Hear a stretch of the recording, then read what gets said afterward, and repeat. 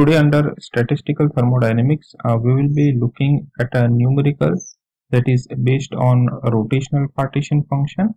Now the numerical says that we have to calculate the rotational partition function for hydrogen molecule at 300 Kelvin with symmetry factor 2, and the moment of inertia is 0.459 into 10 raised to minus 40 gram centimeter square.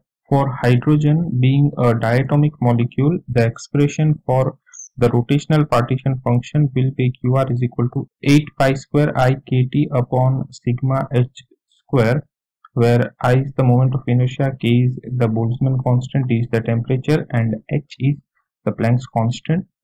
Sigma is the symmetry number, and symmetry number is given, moment of inertia is given, K and H are also the K and H are the constants, and temperature is 300 Kelvin.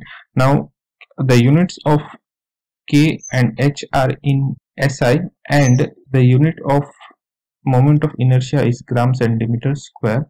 So we need to first convert this gram centimeter square into kilogram meter square, and for that 10 raised to minus 40 will become 10 raised to minus 47, as centimeter to meter it is 10 to the power minus 2, so square, so it will be 10 to the power minus 4, and gram to kilogram it is 10 to the power minus 3, so 10 to the power minus 7 will be added over here, and hence we will have 10 raised to minus 47. So we will be substituting all the values in this expression, and further we will be solving it one by one. That is, when we multiply all the terms, we get 14,988.64 into we will have 23 plus 47, so that will be minus 70, divided by in the lower term we will get 87.64 into 10 raised to minus 68,